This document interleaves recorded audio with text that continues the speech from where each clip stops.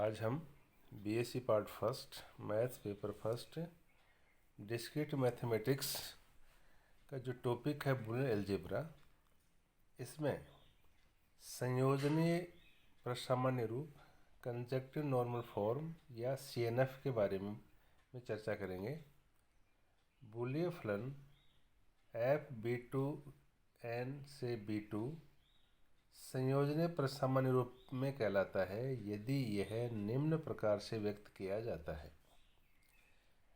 F x1 x2 से xn equal to m1 dot m2 dot m3 dot mk, जहाँ mi i equal to 1 से k n चरों द्वारा जनित एक अधिक पद मैक्सटर्म है।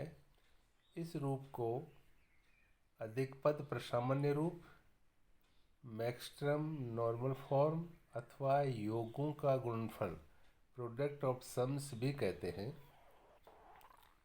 किसी दिए बुलियन फलन को संयोजनीय प्रसामान्य रूप में लिखने की दो विधियां हैं। इन्हें हम निम्न उदाहरणों से समझेंगे।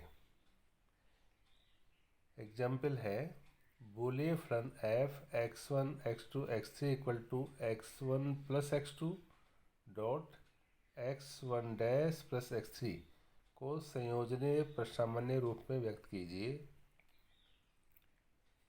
प्रथम विधि फर्स्ट जो मेथड है, इसमें चरों x1 x2 x3 के सभी संभव मानों के लिए फलन के मानों की निम्न सारणी तैयार करते हैं। जो चर हैं वो है x1 x2 x3 और जो फंक्शन है वो है x1 plus x2 dot x1 dash plus x3। x1 x2 x3 जो हैं इनके संभावित पार, जैसे पहला है जैसे 0 0 0, यहाँ पर फलन का जो मान है वो होगा 0 plus 0 dot 1 plus 0 equal to 0 dot 1 equal to 0। फिर है 0 0 1, तो 0 plus 0 dot 1 plus 1 equal to 0 dot 1 equal to 0। 0 1 0, तो 0 plus 1 dot 1 plus 0 equal to 1 dot 1 equal to 1। 0 1 1 1, 0 plus 1 dot 1 plus 1 equal to 1 dot 1 equal to 1। 1 0 0, 1 plus 0 dot 0 plus 0 equal to 1 dot 0 equal to 0। 1 0 1, 1 plus 0 dot 0 plus 1 equal to 1 dot 1 equal to 1। 1 1 0, 1 plus 1 dot 0 plus 0 equal to 1 dot 0 equal to 0। 1 1 1, 1 plus 1 dot 0 plus 1 equal to 1 dot 1 equal to 1। तो इस जो सारणी है, ये जो table है, इसमें उन पंक्तियों को चुनते हैं जिनमें फलन का मान 0 है। तो ऐसे प्रत्येक पंक्ति के तुल्य अधिक पद लिख लेते हैं। फिर उन सभी अधिक पदों का गुणन लिखने पर दिए फलन का संयोजनीय प्रसामान्य रूप प्राप्त हो जाता है। जैसे इस सारणी की पहली, दूसरी, पांचवी तथा सातवीं पंक्ति में फलन का मान 0 है। इन पंक्तियों के तुल्य अधिक पद जैसे x1 plus x2 plus x3, x1 plus x2 plus x3 dash, x1 dash plus x2 plus x3, x1 dash plus x2 dash plus x3 हैं। यह अधिक पद x1 plus x2 plus x3 dash में प्रत्येक अक्षर का मान 0 है, अतः फलन का मान भी 0 है। अतः दिए गए बुलियन फलन का संयोजनीय प्रसामान्य रूप इनका गुणन x1 plus x2 plus x3 dot x1 plus x2 plus x3 dash dot x1 dash plus x2 plus x3 dot x1 dash plus x2 dash plus x3 है।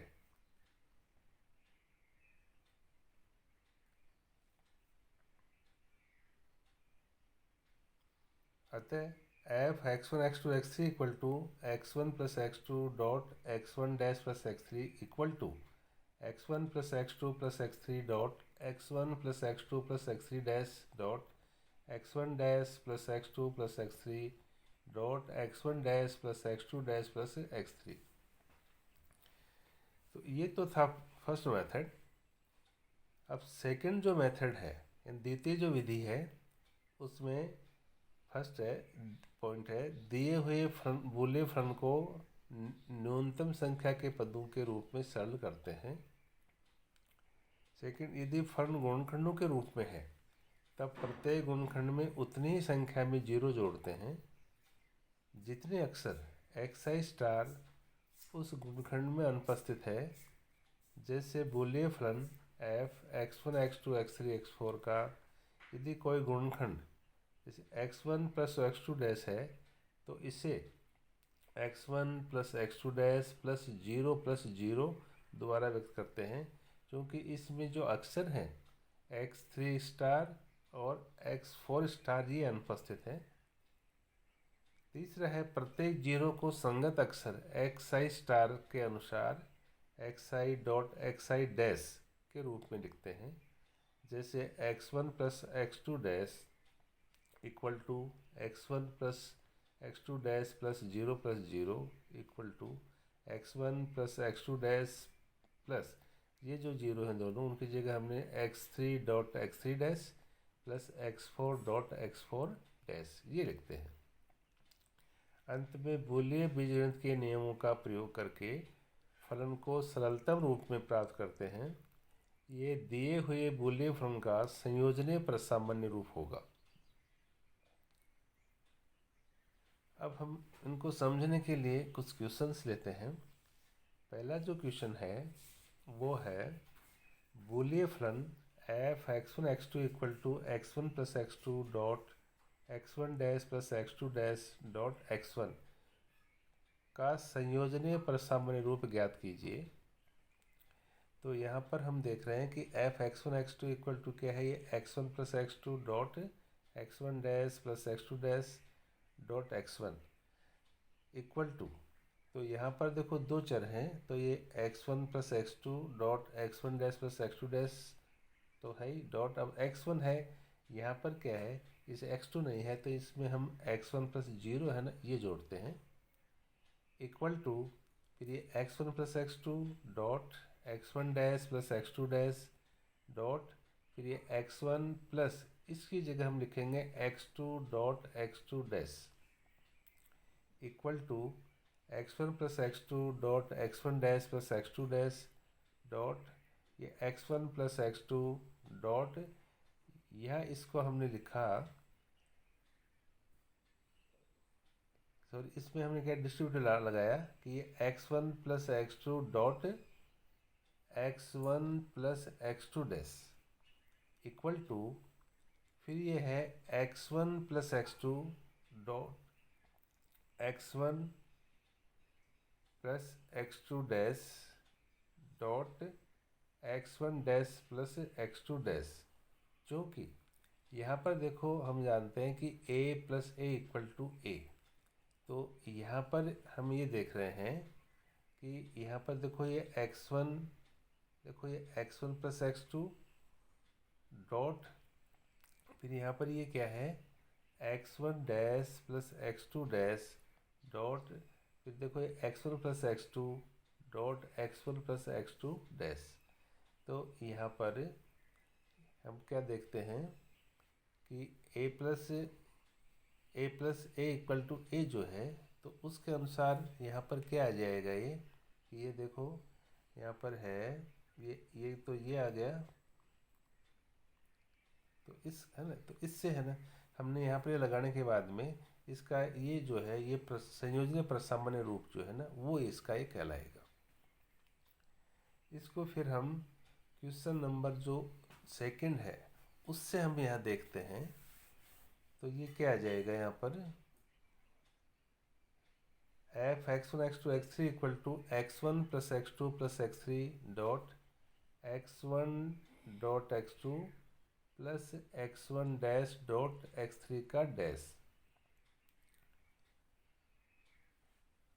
को संयोजनीय प्रसामनीय रूप में लिखिए। F x1 x2 x3 equal to x1 plus x2 plus x3 dot x1 dot x2 plus x1 dash dot x3 का dash equal to ये है x1 plus x2 plus x3 dot ये है देखो x1 plus x2 x1 dot x2 plus x1 dash dot x3 का dash ये है। तो इसमें हमने लगाया डिमॉर्गन नियम।